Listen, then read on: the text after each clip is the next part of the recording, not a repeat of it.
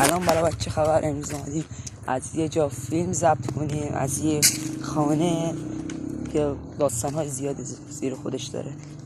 بریم در ادامه داشته باشیم از این خانه که قدمتش فکر کنم یه 6-7 سال میگذره از قدمتش.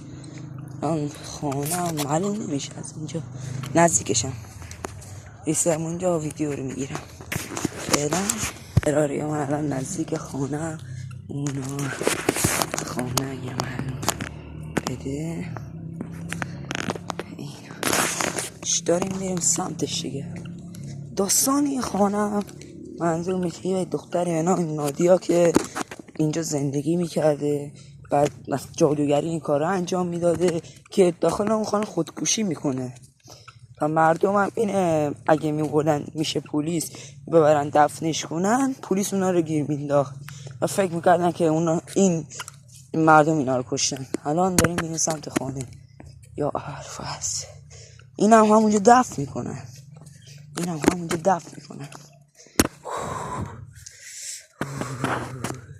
هوا سردم هست، دادم مدرسه تعطیل کردم.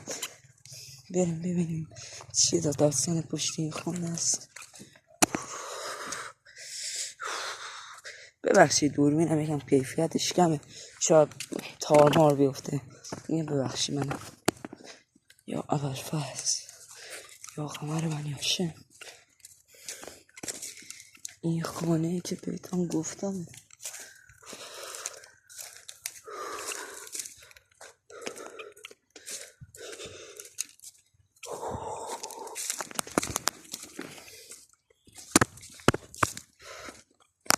این خانه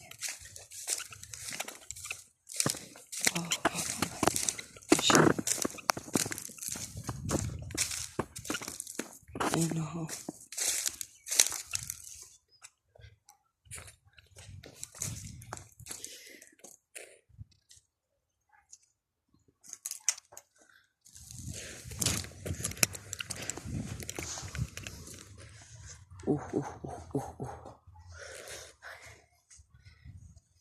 برای بچه اگه این ویدیو بالای 100 تا لایک بخوره من میرم اینجا مراسم احضار جن انجام میدم داخل همین خانه. اگه بالای 100 تا چی بخوره، لایک بخوره.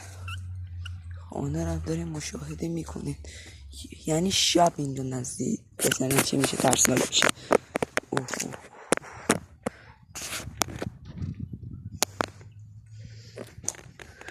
اینم بالا سقفشه.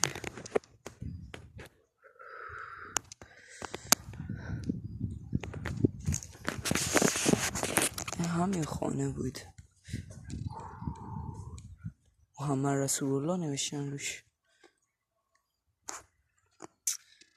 کیفیت دوربینم هم کمه. مرسی که تا اینجا تماشا کردین.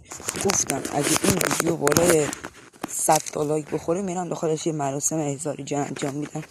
تا ویدیو بعد خدا یار نگهدار.